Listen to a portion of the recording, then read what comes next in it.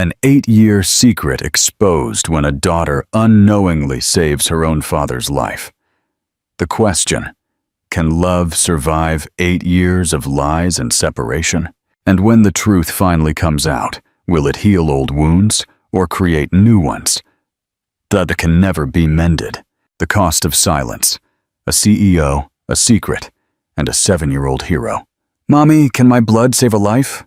The question came from Lily Evans, a 7-year-old, with her small hand desperately clutching her mother's scrubs. All around them, the emergency room of the Portland General Hospital pulsed with controlled chaos.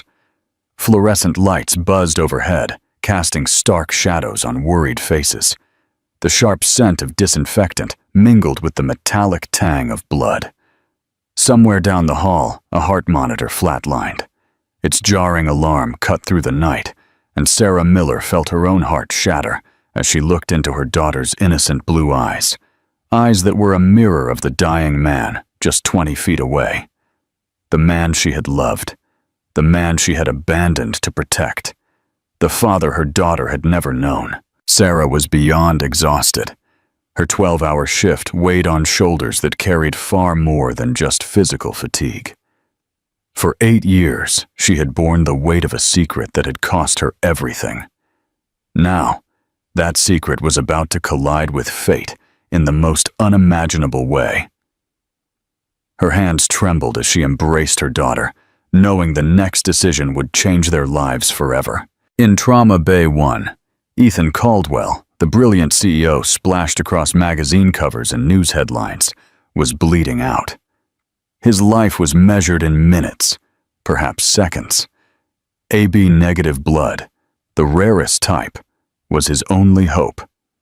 And the universe, with its cruel sense of irony, had delivered that hope in the form of a brave little girl in a red dress. Dr. Peterson appeared beside Sarah, his weathered face grave with urgency.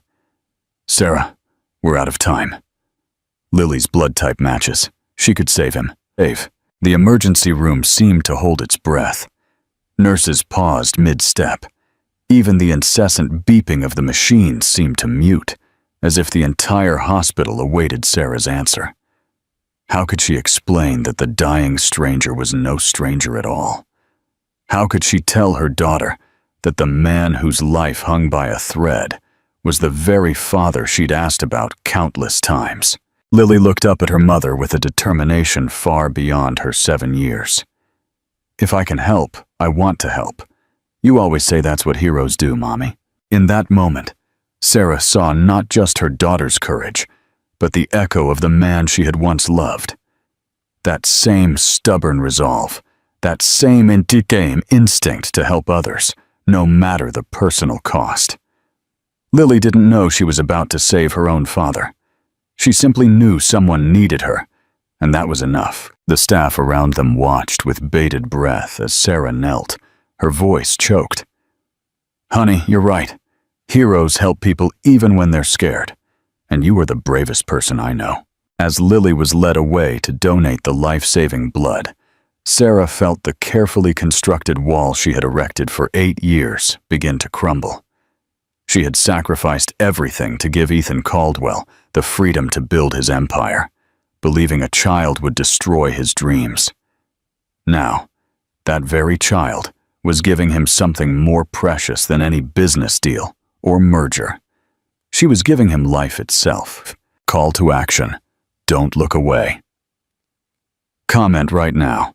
If you were Sarah, would you tell Ethan the truth immediately or wait for him to recover? Like this video and let me know your thoughts. Subscribe to the channel. The crash that brought a family home. Rain lashed against the windshield of the sleek black Porsche as Ethan Caldwell navigated the slick streets of Portland. He had the phone glued to his ear. Bluetooth had failed moments earlier, and his mind was a blur of numbers and projections. The merger with TechSphere Industries was finally closing.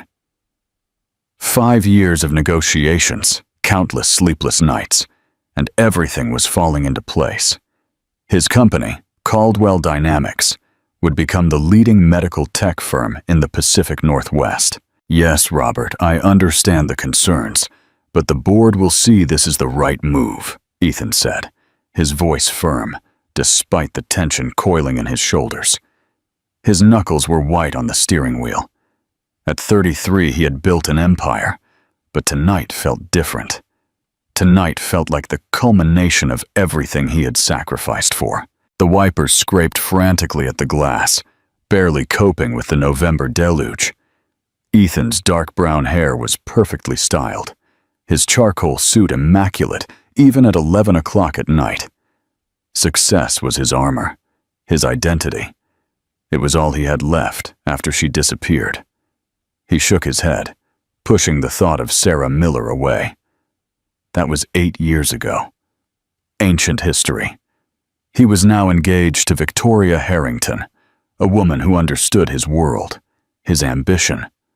A woman who would never vanish without explanation. The deer appeared out of nowhere. Ethan's heart leaped at the sight of the animal frozen in his headlights, its eyes reflecting two beams of terror. He swerved hard to the right. His phone flew from his hand. The Porsche hydroplaned on the rain-slicked asphalt, spinning like a flipped coin.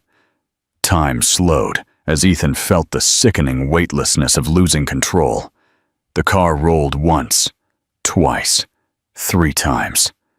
Metal shrieked against the pavement. Glass shattered in a symphony of destruction. Ethan's head slammed into the window despite the airbag deployment. His last conscious thought was strange. He saw Sarah's face, those impossibly blue eyes, looking at him with an expression he had never understood. Then, only darkness. The impact had thrown him 30 feet from the vehicle. As flames began to lick at the engine, a passing truck driver named Tom Williams was already on his phone, screaming for emergency services. The Porsche exploded in an orange fireball, illuminating the rain-soaked night like a miniature sun. At Portland General Hospital, Sarah Miller was nearing the end of her night shift in the emergency department.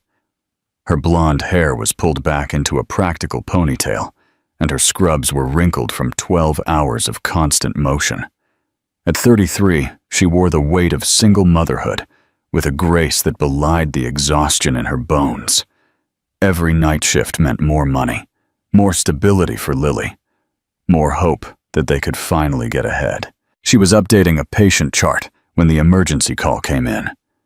The radio crackled with the medic's urgent voice. "Portland General, Unit 12. We have a critical inbound. Male, 30s, multiple trauma from MVA with vehicle fire, massive internal bleeding, severe head trauma. Patient is coding. ETA 4 minutes." Sarah's training kicked in immediately. She moved with practiced efficiency, calling in Dr. Peterson and prepping Trauma Bay 1. The adrenaline that came with these moments never faded, no matter how many emergencies she had seen. "Sarah, I need you on this one," Dr. Peterson said, his gray hair slightly disheveled as he rushed from his office. He had been her mentor since nursing school days, and she trusted his instincts implicitly. The ambulance doors burst open, and paramedics pushed in the gurney. Sarah's hands were already reaching for IV access when she heard the name. "Patient is Ethan Caldwell, CEO of Caldwell Dynamics. Found on scene pulseless. We revived him after 2 rounds of CPR, but he's unstable." Sarah's world tilted on its axis. Her hands froze for a fraction of a second, just long enough for Dr. Peterson to notice. She forced herself to move, to breathe, to function. This was not the time for personal history. This was life or death, but it was him. Even with blood matted in his dark hair, even with his face swollen and bruised, she would recognize him anywhere. The man she had loved with every fiber of her being. The man she had left to protect. Her daughter's father. "Sarah, I need you to focus." Dr. Peterson's voice cut through her shock. "Yes, doctor, I'm here." Her voice was steadier than she felt. "Question time. Do they have a chance? How do you think Ethan will react when he learns Lily is his daughter? Will he forgive Sarah? Like and share your predictions in the comments section. Don't forget to subscribe. The trauma bay erupted into controlled chaos. Nurses moved like dancers in a well-rehearsed ballet of life-saving procedures. Sarah worked alongside them, her hands steady even as her heart hammered against her ribs. "He's lost too much blood," Dr. Peterson said gravely, studying the monitors. "We need to type and cross immediately, Sarah. Get me 4 units to start." Sarah ran to the blood bank, her legs mechanical, her mind reeling. When she returned, the news was devastating. "It's AB negative," said the lab tech, her young face creased with worry. "We're completely depleted. The regional blood bank won't have a delivery until morning. It's the rarest type, doctor. We have maybe 30 minutes before we lose him." Dr. Peterson's jaw tightened. "Contact every hospital in the metro area. Someone has to have AB negative." The calls went out. The answers were all negative. Sarah stood by Ethan's bedside, watching the monitors, seeing his life ebb away with every dropping number. She had spent 8 years trying to forget him, trying to justify her decision to vanish, trying to convince herself she had done the right thing. Now he was dying in front of her, and all those justifications turned to ash. She had just stepped out of the trauma bay, her hands shaking, when she heard Lily's voice. "Mommy!" Sarah's heart stopped. Her neighbor, Mrs. Thompson, was supposed to be watching Lily until morning. What was she doing here? Lily ran down the corridor, her small feet slapping on the linoleum. She was wearing her favorite red dress, the one she insisted on wearing at least 3 times a week, and her blonde curls bounced with every step. Her blue eyes, so much like Sarah's, were wide with concern. "Honey, what are you doing here?" Sarah knelt, hugging her daughter tightly. "Mrs. Thompson said there was an emergency and she had to bring me. She said you needed me." Lily's small arms wrapped around Sarah's neck. "Mommy, why are you crying?" Sarah hadn't realized tears were streaming down her face. She wiped them away quickly, trying to smile. "Mommy is just tired, sweetie. It's been a long night." Mrs. Thompson, a kind woman in her 60s, approached apologetically. "Sarah, I am so sorry. My son called. His wife went into labor. I had no one else to watch Lily. I thought bringing her here was better than leaving her alone." "No, it's fine," Sarah said. Though nothing was fine. Nothing would ever be fine again. Lily broke free from her mother's arms and looked at the busy emergency room with curious eyes. "Mommy, can I help? You always say the nurses help people feel better." Sarah managed a weak smile. "That's very sweet, honey. But—" "Sarah!" Dr. Peterson's voice boomed down the hall. He was striding toward them, his face grave. "We're out of options. We need AB negative blood in the next 15 minutes, or we lose him." Lily tugged on Sarah's scrubs. "What is AB negative?" Dr. Peterson looked at the little girl, then back at Sarah. In that moment, Sarah saw the recognition in his eyes. He knew. Of course he knew. She had confided in him years ago, during one particularly difficult night shift, when the weight of single motherhood had threatened to crush her. "Lily, sweetie," Dr. Peterson said gently, kneeling to her height. "Do you remember when you fell off your bike last year and had to come to the hospital?" Lily nodded solemnly. "I got stitches, 5 of them." "That's right. And did you remember the doctors taking a tiny bit of your blood to make sure you were all right?" "Uh-huh. Well, your blood type is very special. It's called AB negative, and there's a man in there," he pointed toward the trauma bay, "who is very sick and needs that special blood to get better." Sarah gasped. "Michael, no, you can't ask her. She's 7. But Lily's eyes had lit up with understanding and resolve. "I can help. My blood can help someone." "Lily, honey, it's not that simple," Sarah said, her voice cracking. How could she explain this? How could she let her daughter save the life of a man who didn't even know she existed? "Mommy, you always tell me that helping people is the most important thing we can do. You say that's why you became a nurse." Lily's small hand found Sarah's. "If my blood can help, I want to help." Dr. Peterson looked at Sarah, his expression a mix of sympathy and urgency. "Sarah, I wouldn't ask if there was any other option. But that man in there has perhaps 10 minutes left. Lily is young, healthy. A pediatric blood donation is safe if done carefully. She could save his life." Sarah closed her eyes. The universe had a cruel sense of irony. 8 years ago, she had walked away from Ethan to give him the life he deserved, free from the burden of an unplanned child. Now that same child was being asked to save him. "Mommy?" Lily's voice was small but firm. "Is the sick man someone important?" Sarah looked down at her daughter, this brave, beautiful child who had her father's resolve and her mother's compassion. She thought of all the nights Lily had asked about her daddy, all the times Sarah had given vague answers and changed the subject. She thought of the secrets she had kept and the price of those secrets. "Yes, honey," Sarah whispered. "He is very important. Then I want to help." Lily's chin lifted, her small jaw set with a resolution that was heartbreakingly familiar. The blood donation was done quickly. Lily sat in a chair that was too big for her, her legs dangling over the floor. She squeezed Sarah's hand as the needle went in. Her face winced for a moment, but she didn't cry. She was braver than Sarah had ever been.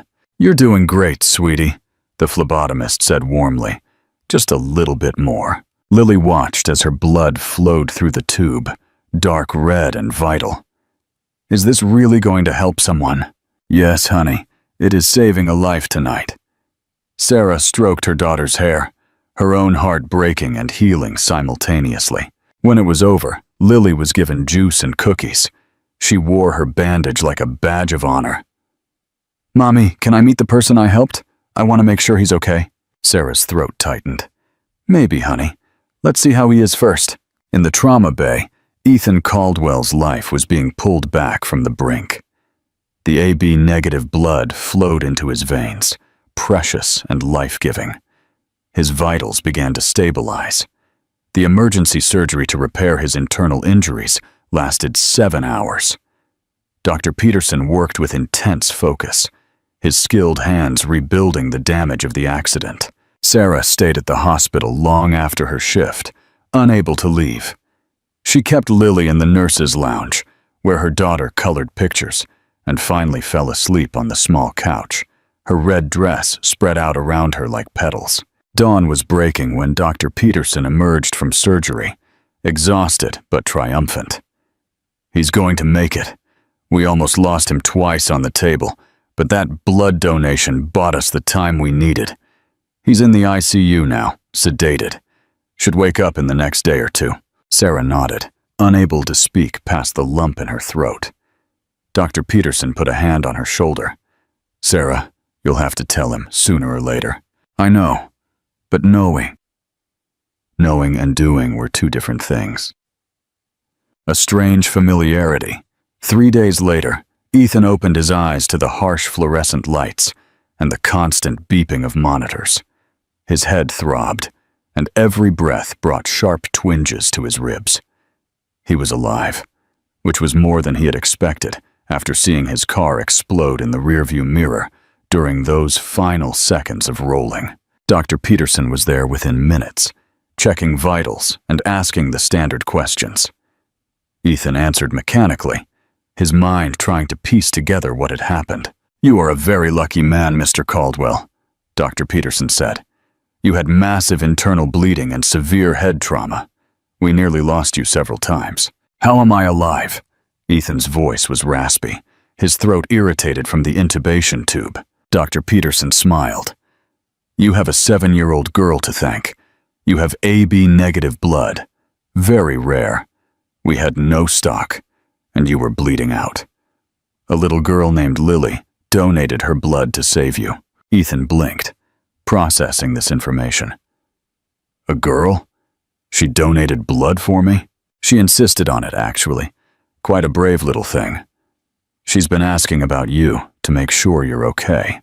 Something stirred in Ethan's chest, an emotion he couldn't name. A stranger, a child, had saved his life. "I'd like to meet her. Thank her. I'll arrange it." Dr. Peterson paused, his expression growing more serious. Mr. Caldwell, you should know you've been unconscious for 3 days. The accident was all over the news. Your fiancée, Victoria, has been here several times. Your CFO, Richard White, has been coordinating with hospital administration regarding your care. Ethan nodded. Of course Victoria would handle things efficiently. That was her. Organized, controlled, appropriate. He should feel grateful, but all he felt was an odd emptiness. That afternoon, Dr. Peterson brought Lily to his room. She walked in carefully, her bright red dress against the sterile whites and blues of the hospital room. Her blonde curls framed her face, and her blue eyes were wide with curiosity and concern. Ethan's breath hitched. She was beautiful, this small child who had saved him. But there was something more, something that made his heart lurch in his chest, something familiar in the curve of her cheek, the shape of her eyes.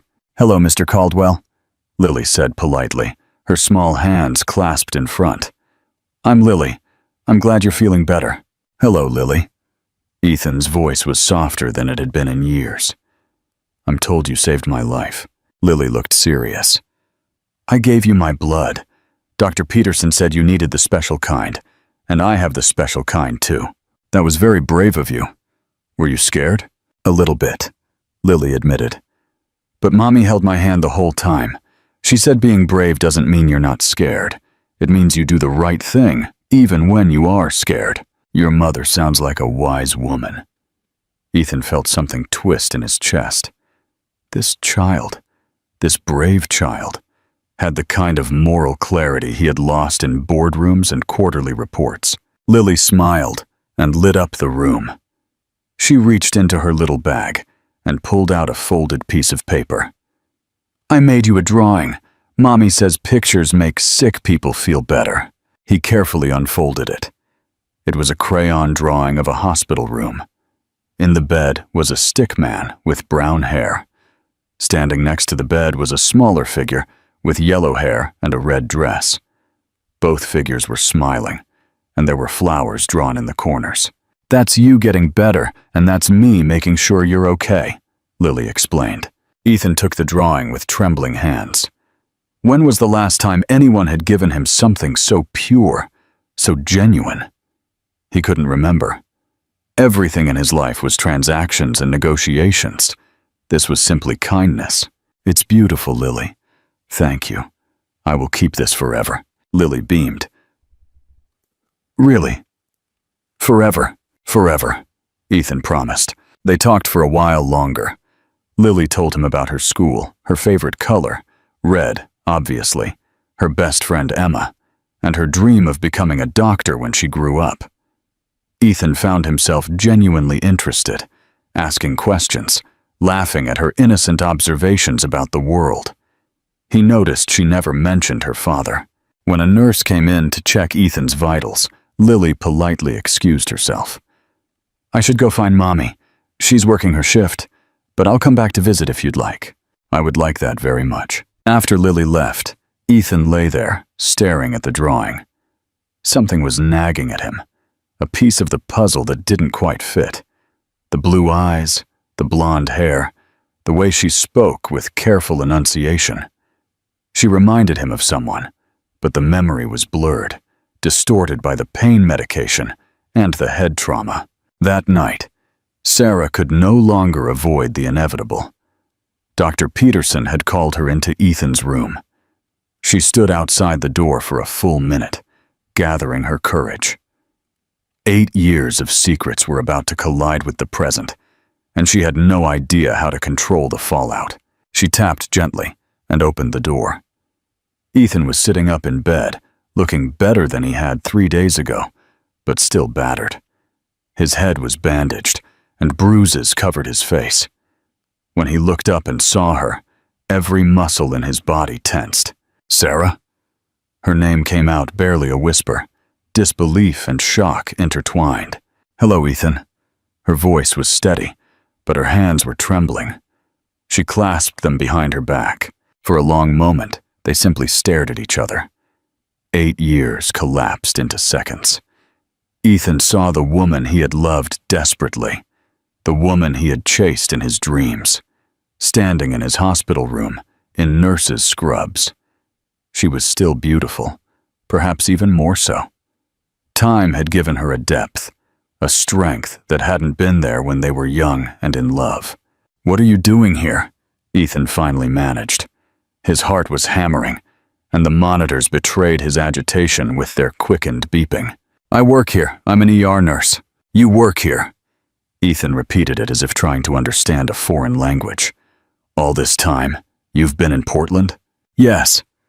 Sarah stepped closer, though every instinct told her to run. "Ethan, I know you must have questions." "Questions?" Ethan's voice rose. Then it broke. "You disappeared, Sarah. 8 years ago. You just vanished. I looked for you. For months I searched everywhere. And you've been right here, in the same city?" "I can explain." "Can you?" Ethan's eyes were blazing now, hurt and anger mixed with something that looked dangerously close to tears. "Can you explain why the woman I loved, the woman I wanted to marry, just left without a word?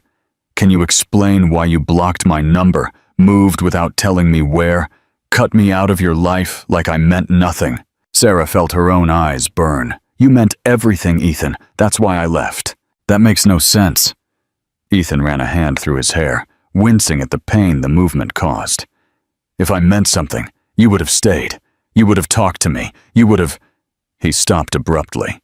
His eyes flickered to the drawing Lily had made, still on his nightstand. Then they snapped back to Sarah, truly looking at her for the first time. The blue eyes, the blonde hair, the careful, measured way she held herself. "Lily, the girl who saved my life." Sarah's composure cracked. A single tear rolled down her cheek. "Yes, she's yours." Ethan's mind raced, calculating, remembering. 7 years old. Lily was 7, which meant she was born 8 years ago, conceived perhaps 8.5 years ago. Just when Sarah had disappeared, his eyes widened as the truth hit him like a second car crash. "She's mine." Sarah nodded. Unable to speak. "I have a daughter." Ethan's voice was hollow, shock robbing it of all inflection. "I have a 7-year-old daughter, and you never told me. I have a daughter." The monitors went wild tonight. A nurse burst into the room, checking the machines with practiced efficiency. "Mr. Caldwell, you need to calm down. Your blood pressure is spiking," the nurse said firmly. "Get out," Ethan said through gritted teeth, never taking his eyes off Sarah. "Everyone out now." The nurse looked at Sarah, who nodded. They retreated, leaving Sarah and Ethan alone in the tense silence. Ethan was breathing hard, his hands gripping the bedrail so tightly his knuckles were white. "Tell me everything. Right now, you owe me that." Sarah pulled a chair close to his bed and sat down heavily. 8 years of secrets was a crushing weight, and she was finally going to release it. "I found out I was pregnant a week before I disappeared," she began, her voice low but firm. "We had been together 6 months. I was still in nursing school. You were barely getting Caldwell Dynamics off the ground. Remember how crazy that time was? You were working 18-hour days, trying to secure funding, trying to keep everything from falling apart." Ethan nodded slowly. He remembered. Those months had been a whirlwind of stress and desperation, and the only thing that had kept him sane was Sarah.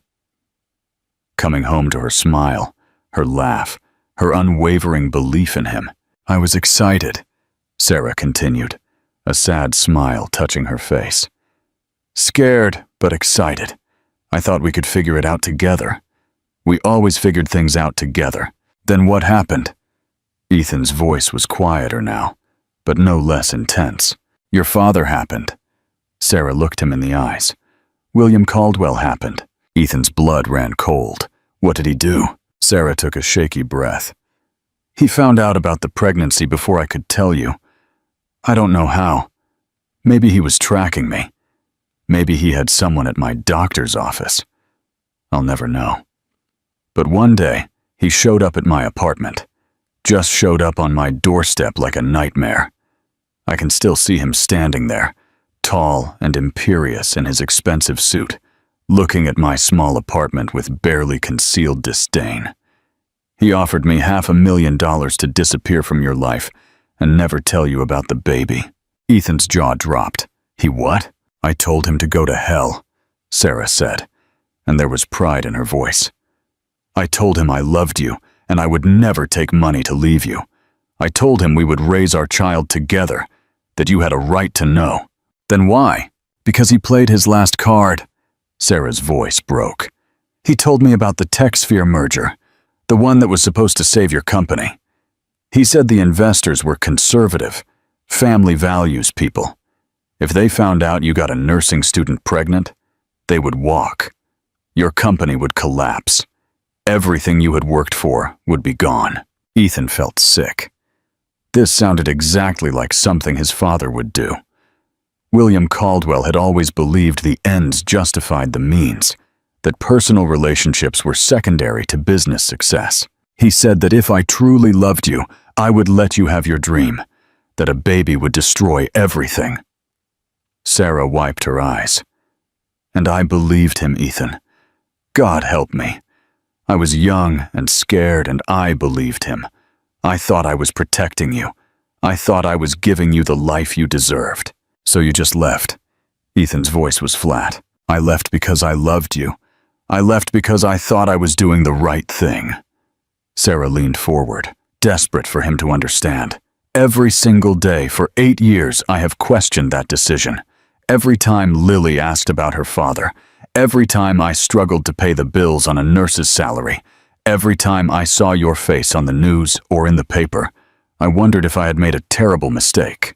Ethan was silent for a long time. Anger, pain, and understanding battled inside him. Part of him wanted to rage, to throw her out, to reject this explanation. But another part, the part that remembered loving Sarah Miller with all his heart, understood the impossible position his father had put her in. You should have told me, he said finally. We should have faced it together. I know that now. But then... She was 25, pregnant, and terrified. Your father was a powerful, intimidating man who seemed to have all the answers. He convinced me that staying would be selfish, that leaving was an act of love. Sarah's voice dropped to a whisper. I was wrong. I know I was wrong, but I thought I was protecting you. And Lily? Ethan's voice broke on his daughter's name. Did you think you were protecting her too? Every day, Sarah said fiercely. Every day, I tried to give her the best life I could. I worked double shifts. I scraped by so she had what she needed. I made sure she was loved and safe and happy. She is an amazing little girl, Ethan. Smart, kind, brave. She is perfect. I missed 7 years of her life.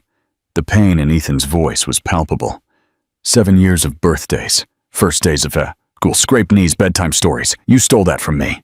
I know. Sarah's tears were flowing freely now. I know, and I'm so sorry. I am so sorry. If I could go back. But you can't, Ethan interrupted. None of us can. That time is gone forever. They sat in silence, the weight of the revelation pressing down on both of them. Outside the hospital room, life continued. Nurses made their rounds, monitors beeped. But inside this small space, two people were grappling with a past that had shaped their entire present. Does she know? Ethan asked quietly. Does Lily know I'm her father? Sarah hesitated. Then she nodded. She figured it out. She's smart, Ethan. She saw us together. She saw my reaction. She asked me outright, and I couldn't lie to her, not about this. What did you tell her about me? The truth. That you are brilliant, ambitious, and kind. That you didn't know about her because I made a decision I thought was right, but turned out to be wrong. That her father is a good man, who would have loved her if he had known she existed. Ethan closed his eyes. I need time to process this. All of this. It's too much. Sarah stood up, understanding the dismissal. Of course, I'll go. But Ethan, For what it's worth, Lily wants to know you. If you're willing, if you can forgive me enough to let her into your life, she would love that." "I need to think," Ethan said without opening his eyes. Sarah walked toward the door, her heart heavy. But before she left, she turned back. "Ethan, thank you for not dying.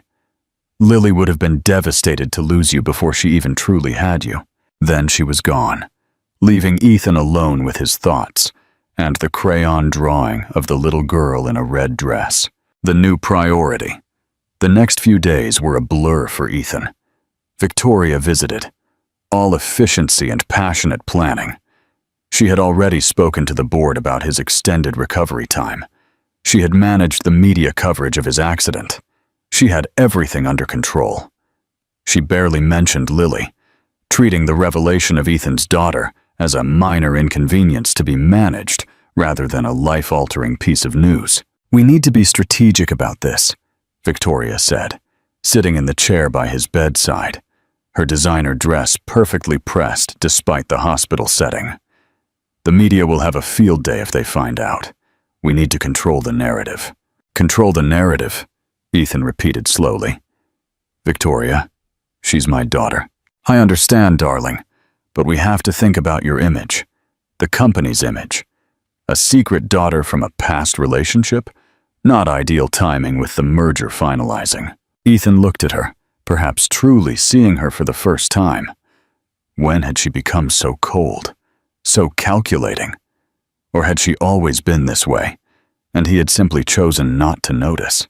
"I don't care about the timing," Ethan said firmly. "She is my daughter. That's all that matters." Victoria's smile was patient, but forced. "Of course, Ethan, but we should discuss how to handle this delicately. Perhaps a generous settlement for the mother, a trust fund for the child, but kept at an appropriate distance until after the wedding and the merger." "An appropriate distance? Victoria, are you listening to what you're saying?" "I'm being practical. Someone has to be."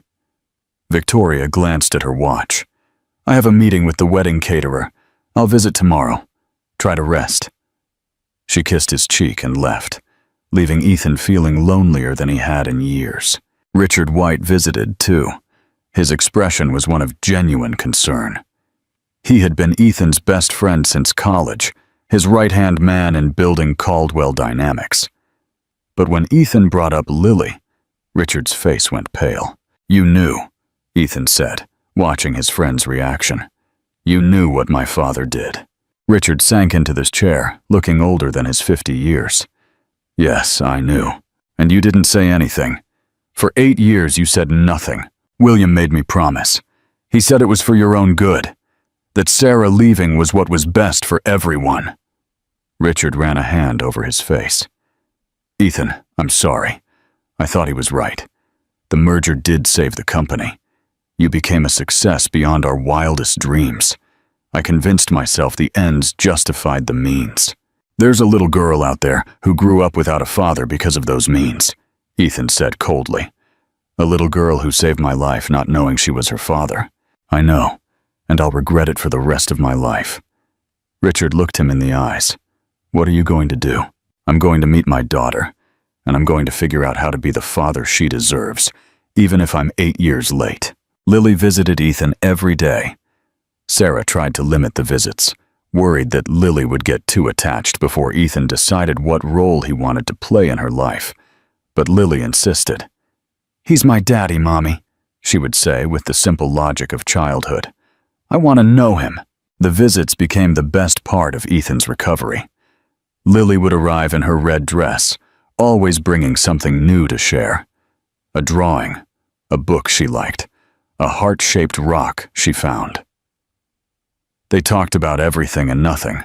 Ethan learned that Lily loved science, that she was terrible at soccer, but kept trying anyway, that she had a goldfish named Mr. Bubbles, who had lived for 3 years, even though everyone said goldfish only lived a few months. In return, Ethan told her about his childhood, about building tree houses and catching fireflies. He omitted the parts about his cold, demanding father and his lonely teenage years. He wanted to give her the good parts, the parts that would make her proud to be his daughter. One afternoon, Lily arrived with her backpack full of school supplies. "I have homework," she announced. "Can I do it here? Mommy is on her shift, and Mrs. Thompson is making dinner. So I have time." "Of course," Ethan said, genuinely pleased. He watched her as she carefully spread out her papers and pencils on the nightstand, her small face serious with concentration. "What are you working on?" "Math. I have to do my multiplication tables up to 12. She wrinkled her nose. "It's hard. I can help you." "Really? That would be great." Mommy tries to help, but she's not very good either. They worked through the problems together, Ethan finding creative ways to explain the concepts. He made up stories about multiplication, turning the numbers into adventures. Lily caught on quickly, her excitement growing with every correct answer. "You make it make sense," she said, beaming at him. "My teacher just says to memorize it, but you explain why it works." Pride blossomed in Ethan's chest, warm and unfamiliar. This was his daughter, smart, determined, capable. And he was helping her learn. When Sarah came to pick up Lily at the end of her shift, she found them huddled over a math worksheet, both laughing about something. The scene stopped her dead in her tracks. This was what she had denied them both for so long. This easy connection, this natural bond between father and daughter. Ethan looked up and caught her expression. For a moment their eyes met, and something passed between them. Understanding, perhaps, or forgiveness, or just shared awe at the child they had created together. "Mommy, look! I got all my multiplication problems right. Daddy helped me." Lily's enthusiasm was infectious. Daddy! She had called him Daddy. Ethan's eyes were suspiciously bright. Sarah saw his throat bob as he swallowed hard. "That is wonderful, sweetie," Sarah managed. Her own voice was husky. "Can I come back tomorrow?" Lily asked Ethan. "I have a science project I might need help with. We're learning about the human body, and you're in the hospital, so you know all about that, right?" Ethan chuckled, the sound rusty but genuine. "I would love to help you with your science project. What time should I expect my research assistant?" "After school, at 3:30. Lily hugged him carefully, mindful of his injuries. "Goodbye, Daddy. Get well soon so you can come see our apartment. I want to show you my room." And Mr. Bubbles. After they left, Ethan sat in the quiet hospital room, turning the word over in his mind. Daddy, he was someone's father. The responsibility, the joy, the terrifying beauty of it all overwhelmed him. He picked up his phone and called Victoria. "We need to talk," he said when she answered. "It's important." They met in the hospital cafeteria the next day. Victoria looked perfect as always, her auburn hair impeccably styled, her outfit reflecting expensive taste. She was everything Ethan thought he wanted in a partner. Sophisticated, successful, comfortable in his world. But she wasn't Sarah, and more importantly, she wasn't someone who could accept Lily as part of his life. "Victoria, I've been thinking about us." Ethan started carefully. She smiled, reaching across the table to take his hand. "I've been thinking about us, too. I know this has been hard, but we'll get through it. I've already spoken to a lawyer about drawing up a custody agreement that will simplify things." "Simplify?" Ethan pulled his hand back. "Victoria, Lily is my daughter. There's nothing simple about that." "Ethan, darling, you're still recovering. You're emotional. Once you think clearly." "I'm thinking clearly. Probably more clearly than I have in years." He leaned back, studying her face. "Do you like children, Victoria?" She blinked, taken aback by the direct question. "Of course I like children. In theory. I just believe it's best they be raised by professionals, nannies and such. We discussed this. Our children would have the best care money can buy." "Our children," Ethan repeated slowly. "Victoria, can you honestly tell me you see Lily as one of our children?" Victoria's mask slipped for a moment, revealing the underlying distaste. She is the product of an unfortunate past relationship. We will provide for her financially, naturally, but I don't think it's appropriate for her to be heavily involved in our lives. It would be confusing for any children we have together. Ethan felt something snap inside his chest. How had he not seen this before? Or had he simply chosen not to look too closely? "I'm breaking off the engagement," he said quietly. Victoria's face went pale, then red. "You can't be serious. The wedding is in 3 months. The invitations have been sent. The venue is booked. I'm completely serious. This isn't working, Victoria. We want different things. We are different people. This is about her, isn't it? That nurse and her little bastard." Victoria's voice turned poisonous. "She's manipulating you, Ethan. Don't you see it? She hid your child for years, and now suddenly she lets you play daddy? She's after your money." Ethan stood up, his jaw tight with anger. "Don't you ever speak of Sarah or Lily like that. This isn't about them. This is about us. The fact that I have been fooling myself, thinking we could build a life together, when we don't even share the same values. You are making a mistake, Ethan. A huge mistake. That woman will ruin you." "No, Victoria. Marrying you would have ruined me. I just wasn't clear-headed enough to see it until now." He pulled the engagement ring from his pocket, the one he had been wearing on a chain around his neck since the accident. "I'm sorry. I should have seen it sooner." He placed the ring on the table and walked away. His injuries made every step painful, but his heart felt lighter than it had in months. Building a family. 2 weeks later, Ethan was discharged from the hospital. Richard White had arranged a suite at the Portland Hilton with a private nurse to aid in his recovery, but Ethan had other plans. "Cancel the hotel," he told Richard. "I'm renting an apartment, something modest, in Midtown." Richard looked confused. "An apartment? Ethan, you have a mansion in the West Hills. A mansion that feels like a mausoleum. I need something different, something closer to real life." What he didn't say was something closer to Lily and Sarah. He found a 2-bedroom apartment in a brick house in Hawthorne, a neighborhood with tree-lined streets and local coffee shops. It wasn't what anyone would expect from a millionaire CEO, but it felt right. It felt like a place where a little girl in a red dress would be comfortable visiting. Lily's reaction when she saw the apartment for the first time confirmed his choice. "You have a park across the street," she exclaimed, running to the window. "And a bookstore on the corner. Daddy, this is great." Daddy. She called him that naturally now, and every time she did, Ethan felt his heart expand a little more. Sarah stood in the doorway, her arms crossed, her expression guarded. "Ethan, you didn't have to move. We would have understood if you wanted to keep your distance, take things slow." "I already missed 7 years, Ethan said, meeting her eyes. "I don't want to miss any more, and taking things slow isn't the same as keeping my distance. I want to be a part of Lily's life, truly a part of it. That means being accessible, being present." Something softened in Sarah's face. "Okay, but Ethan, we need to set some ground rules for Lily's sake. She's already attached to you, and if you aren't serious about this—" "I am serious," Ethan interrupted. "Sarah, I know I have a lot to prove. I know you have no reason to trust me after everything that's happened. But I am absolutely serious about being Lily's father." They set up a schedule, Wednesday nights and Sunday afternoons to start.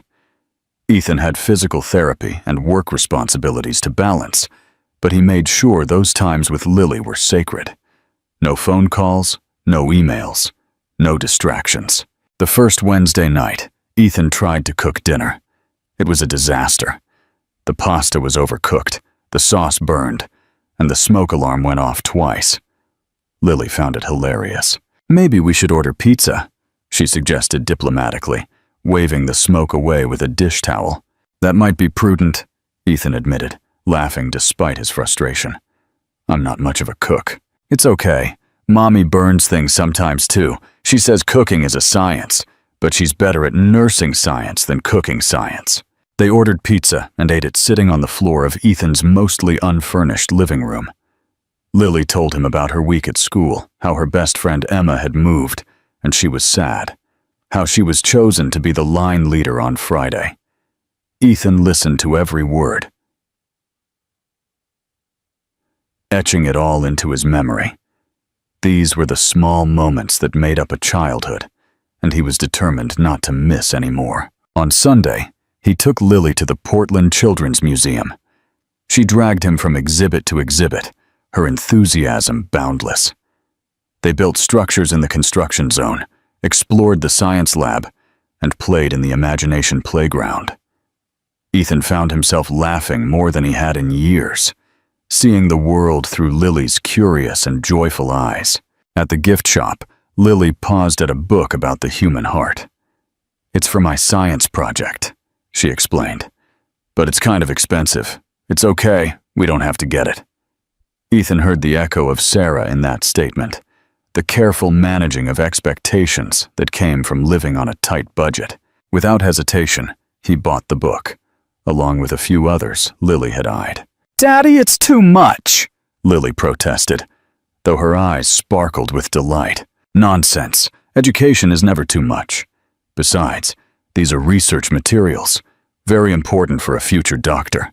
On the way home, Lily was quiet, hugging her books. Finally, she said, "Daddy, are you going to get tired of me?" Ethan's hands tightened on the steering wheel. "What?" "Lily, no, never. Why would you ask that?" Emma's dad left when she was little. He said he got tired of being a dad and wanted to do fun things. And you're so busy and important. And if you decide being a dad is too hard, Ethan pulled into a parking lot and turned to face his daughter. Her blue eyes were worried, vulnerable, in a way that broke his heart. "Lily, look at me. I am never going to get tired of you. You are the best thing that ever happened to me. Being your dad is not hard. It is a gift. Yes, I'm busy sometimes, and yes, I'm still learning how to do this. But I promise you, you will always be my priority. Always." "Really?" Her voice was small. "Really? In fact, I'm going to tell you something I hope you understand. I have a big company that I run, and people think that's the most important thing about me. But they're wrong. The most important thing about me is that I am your father. Nothing else comes close." Lily launched herself across the console and hugged him tightly. "I love you, Daddy." Ethan closed his eyes, holding his daughter, feeling the pure weight of those words.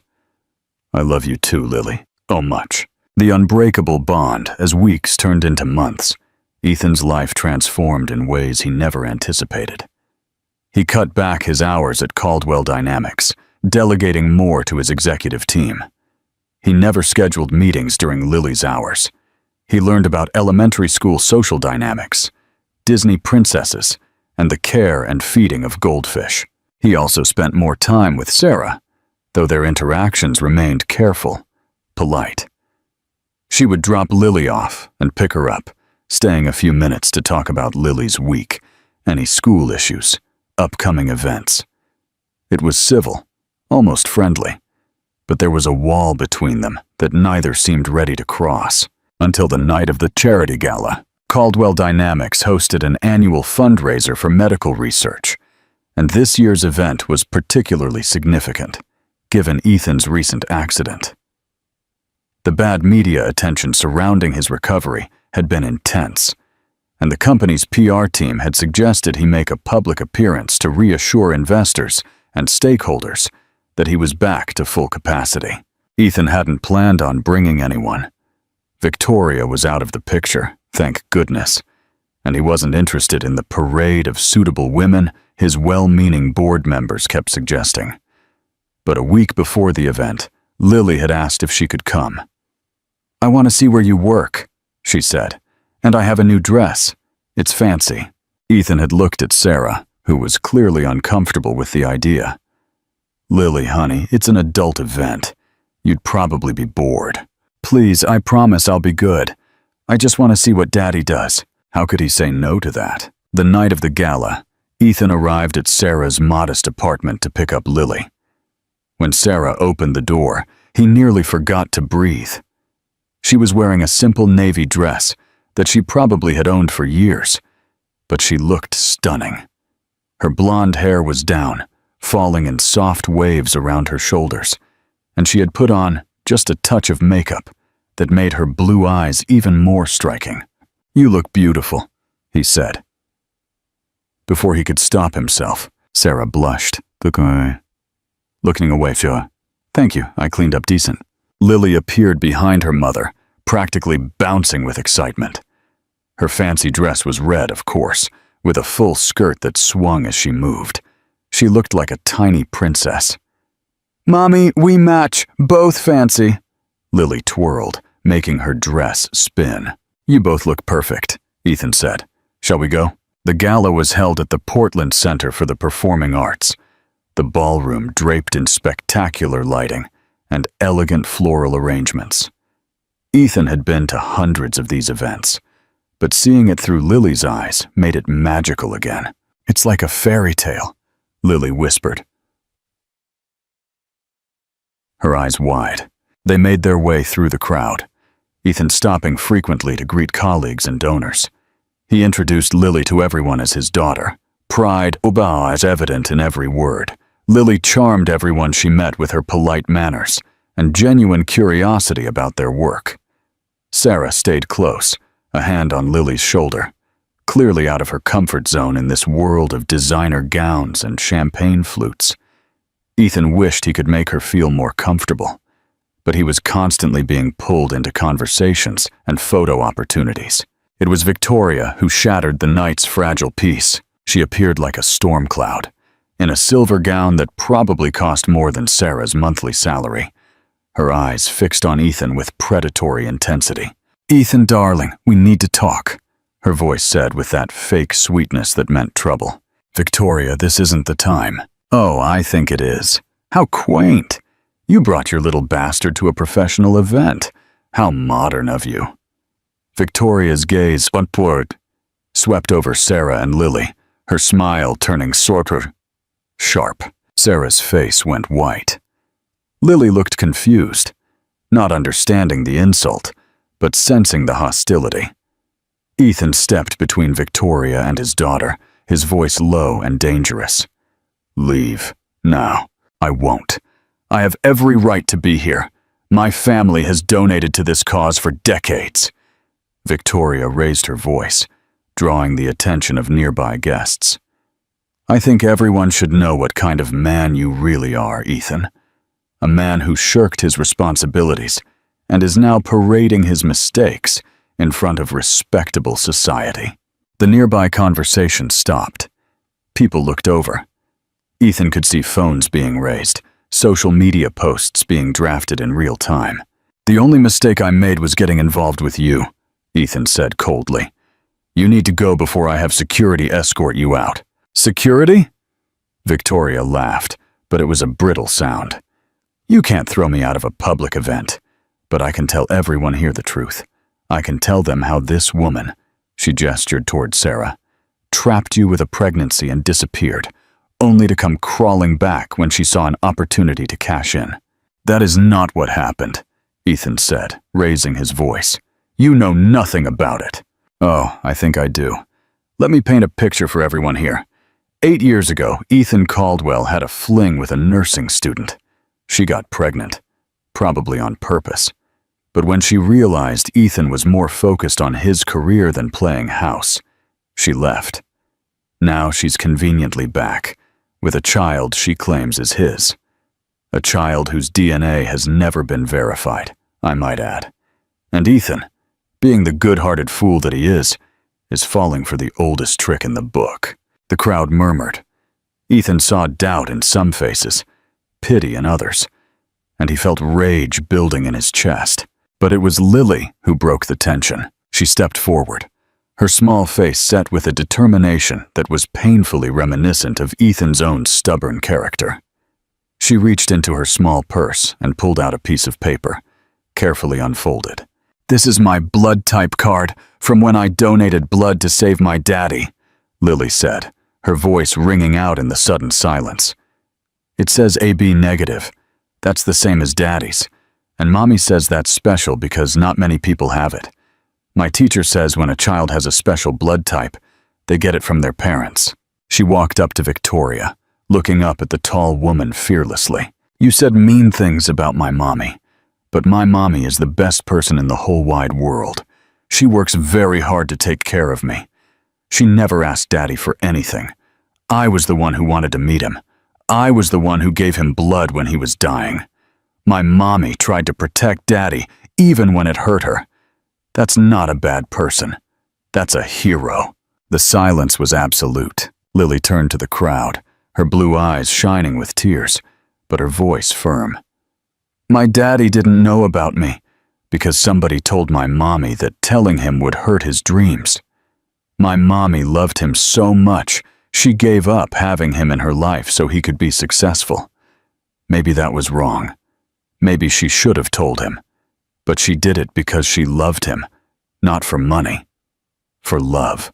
She looked at Ethan, and he saw his mother's strength in her, mixed with Sarah's compassion. "I'm proud that my daddy is successful, but you know what I'm most proud of? That he chose me. Even though he was busy and important, he chose to be my daddy. That makes him a hero too." Lily turned back to Victoria one last time. "You're pretty on the outside, but you're not pretty on the inside. My mommy taught me that being pretty on the inside is way more important." Then she walked back to Sarah, who was now openly weeping, and took her mother's hand. The crowd erupted, not in scandal, but in applause. People were clapping, some were cheering, and Ethan saw more than one person wiping their eyes. He knelt in front of Lily, not caring about his expensive suit or the audience. "Lily, that was the bravest thing I have ever seen, and you are right. Your mother is a hero. She is the strongest, most selfless person I know." He stood up and turned to Victoria. "I think you've embarrassed yourself enough for one night. Security will escort you out." 2 security guards appeared as if summoned, and Victoria had no choice but to leave, her face flushed with humiliation and rage. As the crowd began to disperse, returning to their drinks and conversations, Ethan found himself face to face with Sarah. She was still crying, her makeup slightly smeared, looking more beautiful than he had ever seen her. "Ethan, I am so sorry," she whispered. "We never should have come. I knew this was a bad idea." "Stop," he interrupted softly. "This wasn't a bad idea. Tonight, everyone in this room got to see what I see every day. They got to see my incredible, brave daughter. They got to see you, the woman who sacrificed everything for the people she loves." He reached out and wiped a tear from Sarah's cheek, the touch sending electricity through both of them. "I've been an idiot, Sarah. For 8 years, I convinced myself that success was the most important thing, that building an empire mattered more than building a life. But you knew better. You understood what truly matters." "I made mistakes too," Sarah said. "I should have trusted you. I should have believed in us. Maybe we both made mistakes, but maybe—" Ethan's voice dropped, intimate, despite the crowded room. "Maybe we both get a second chance. Sarah, I'm not saying we rush. I'm not saying we pick up where we left off 8 years ago, because we are different people now. But Sarah, these last few months spending time with you and Lily have been the happiest of my life. And I think maybe, if you're willing, we could see where this goes." Sarah looked at him, her blue eyes scrutinizing his face. "What about your company? The merger? All the things that were so important before, they are still important. But they are not the most important thing. You and Lily, you are the most important thing. I finally realized that." He smiled, a genuine smile that reached his eyes. "It just took a near-death experience and a lesson from a 7-year-old to drill it into my thick head." Sarah laughed through her tears. "She is pretty persuasive. She gets that from her mother." They stood there, the noise of the gala fading into background music, looking at each other as if they were the only 2 people in the room. 8 years of pain, separation, and misunderstanding stood between them. But so did a beautiful little girl who had saved both their lives in different ways. "I would like that," Sarah finally said, "taking things slow, seeing where this goes. But Ethan, I need you to understand something. Lily comes first. Always. If this doesn't work out between us, I need to know you will still be her father. Always," Ethan promised. "Sarah, I will be Lily's father for the rest of my life, regardless of what happens between us. But I truly hope you'll give me the chance to prove I can be the man you both deserve."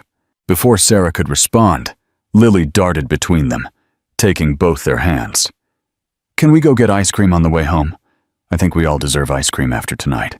Ethan and Sarah looked at each other and laughed. "Ice cream sounds perfect," Ethan agreed, as they walked out of the gala together. Ethan, with a daughter on one side and the woman he had never stopped loving on the other, felt something he hadn't felt in years. He felt whole. The meaningful ending. A promise beneath the stars. The months that followed were a careful dance of rebuilding trust and building something new. Ethan and Sarah actually dated this time, with movies and dinners and long walks through Washington Park. They talked about everything, working through the pain of their past, sharing their fears and hopes for the future. Lily flourished with both parents in her life. Her grades improved, her confidence grew, and she stopped asking if Ethan would disappear. She knew now that he was here to stay. Ethan also made changes at Caldwell Dynamics. He created a foundation in Lily's name, focused on ensuring blood availability for rare types. He implemented family-friendly policies across the company, including extended parental leave and flexible hours. He found that being a better father made him a better leader. Richard White, plagued by guilt over his role in keeping Ethan and Sarah apart, offered his resignation as CFO. But Ethan wouldn't accept it. Instead, they had a long talk about loyalty, forgiveness, and second chances. Richard stayed, but their relationship was different now, built on honesty rather than unquestioning deference. The media coverage of the gala incident, instead of being the scandal Victoria expected, turned into a heartwarming story of family reunification. Ethan's honesty about his daughter and his relationship with Sarah made him more relatable, more human. The TechSphere merger went through smoothly, and Caldwell Dynamics prospered. But, more importantly, Ethan prospered. He learned to braid Lily's hair, even though his attempts were comically crooked. He attended every school play and parent-teacher conference. He had dinner with Sarah and Lily at least 4 times a week, and those nights became the highlight of his days. On a warm spring evening, almost a year after the accident that changed everything, Ethan took Sarah and Lily to the International Rose Test Garden. The flowers were in full bloom, painting the landscape with vibrant colors. Lily ran ahead, exclaiming over every new bloom she discovered. Sarah and Ethan walked hand in hand behind her, content in each other's presence. "Do you ever wonder what life would have been like if things had been different?" Sarah asked. "If your father hadn't interfered, if I hadn't left?" Ethan considered the question. "Sometimes, but then I think about who we were then. We were so young, Sarah. I was ambitious and impulsive, but I didn't understand what truly mattered. You were finding yourself, figuring out who you wanted to be. Maybe we needed these 8 years to become the people who could make this work."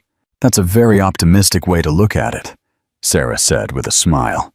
"I'm an optimistic man these days. I have a lot to be optimistic about."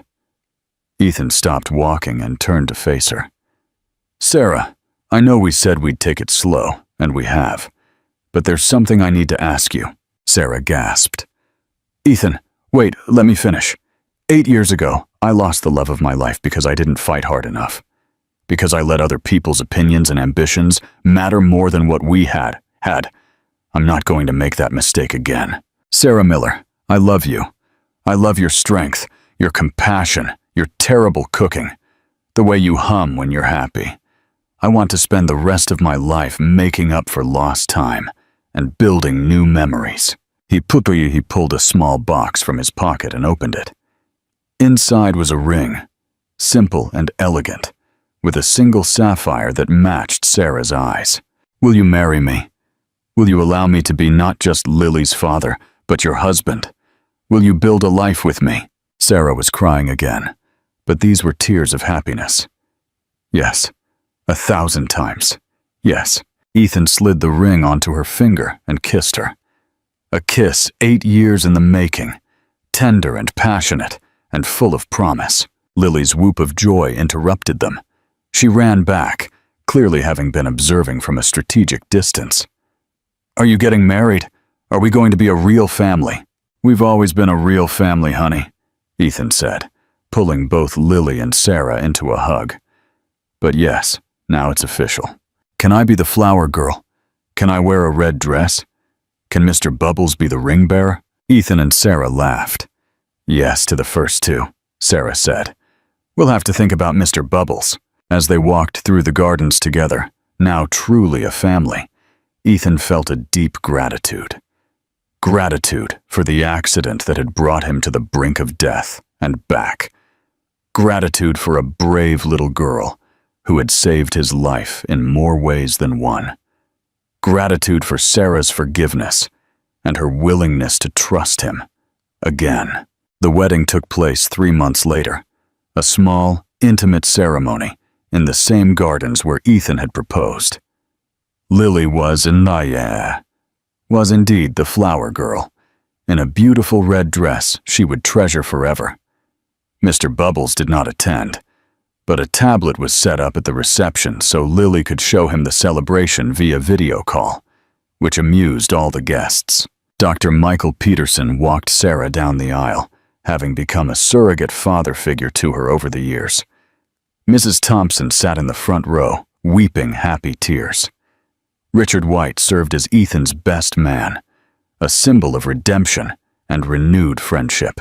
As Ethan watched Sarah walk toward him, beautiful in a simple white gown, with Lily skipping ahead, dropping rose petals, he thought of the journey that had brought them here. The pain, the separation, the accident, the revelation, the slow rebuilding of trust. It hadn't been easy, but standing there now, he knew every struggle had been worth it. When the officiant asked if anyone objected to the union, Lily's voice rang out. If anybody says anything mean, they have to leave. It's my mommy and daddy, and they love each other. Period. The guests burst into laughter and applause. Even the officiant smiled. The ceremony concluded with Ethan and Sarah's vows, self-written and filled with promises about family, forgiveness, and forever. As they kissed as husband and wife, Lily jumped between them, wrapping her arms around both their legs. Best day ever, she announced. The reception was joyful and relaxed. Ethan danced with Sarah, then with Lily, then with both of them. They cut the cake, gave toasts, and celebrated surrounded by people who truly cared. As the night drew to a close, Ethan stood at the edge of the dance floor, watching his wife and daughter dance together, both laughing. Sarah caught his eye and smiled, a smile filled with love, contentment, and hope for the future. Lily broke away from Sarah and ran to Ethan, pulling him onto the dance floor. "Come on, Daddy, family dance!" The three of them danced together as the last song played, holding each other close. Around them, the garden lights twinkled like stars, and the air was sweet with the scent of blossoms. "I love you both so much," Ethan murmured, his voice thick with emotion. "We love you too," Sarah whispered. "To the moon and back," Lily added, her favorite expression for love. As the music faded and the night came to an end, Ethan reflected on the incredible twist of fate that had brought them here. He had almost died, and in being saved by his daughter's blood, he had not only been given physical life, but a real life. A life filled with love, purpose, and the kind of happiness he didn't know was possible. They walked out of the reception together, getting into Ethan's car for the drive to their new home. Not the West Hills mansion, which Ethan had sold, but a beautiful house in Hawthorne, with a big backyard for Lily and a room for Mr. Bubbles, and enough space for a family to grow. As they pulled into the driveway, Lily, in her car seat in the back, had fallen asleep with her bouquet still clutched in her hand. Sarah reached over and took Ethan's hand. "We made it," she said softly. "Despite everything, we made it." "We made it," Ethan nodded, bringing her hand to his lips. "And this is only the beginning." They carried Lily inside and put her to bed, still in her red dress, too tired to change.